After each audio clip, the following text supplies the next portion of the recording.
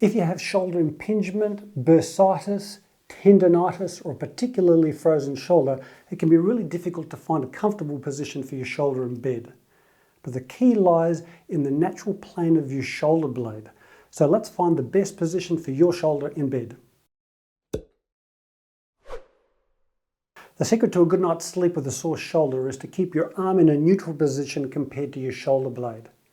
Now, a shoulder blade at rest actually sits up against the rib cage on about a 30-degree angle forward, and this is called the scapular plane. If our arm is too flexed, extended, internally rotated or externally rotated compared to the shoulder blade, it'll reduce space in the joint, strain muscles and irritate the joint capsule. So let's have a look at what that looks like in bed. Lying on your back is a pretty good option, but if your shoulder is really inflamed, putting your arm on the bed extends the joint compared to the natural shoulder blade plane and can become painful after a while.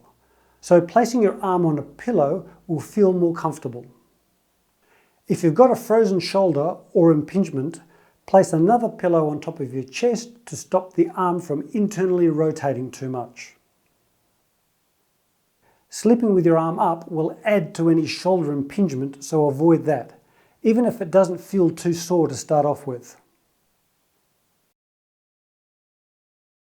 If you lie on your side with your bad shoulder up, hugging a pillow will help to bring it into that good 30-degree shoulder blade plane position.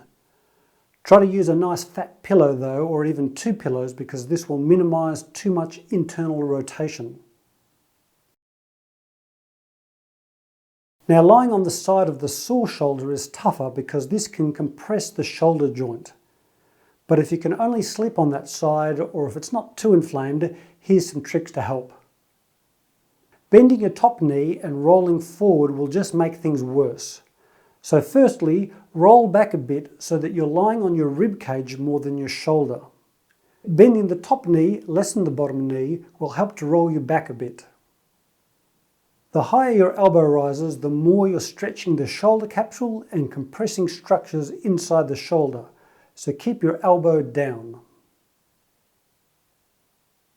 Internally or externally rotating your arm will strain things too. So again, hugging a big pillow will help to keep your arm in a nice neutral position. Some people find that putting a thin pillow below the shoulder so that your rib cage can lean up against it will take the pressure off the shoulder. But if you do this, place it so that you can keep your elbow down, not lifted too much. If your bed is pretty firm, it can cause more compression of the shoulder. So sometimes a mattress topper can help too. Lying face down makes it very difficult to find a good position for your shoulder. And it's terrible for your neck because you have to twist your neck to one side to breathe. If you absolutely have to lie face down, the best option would be with a pillow underneath your chest, the leg on the side of the bad shoulder bent, and the bad shoulder up.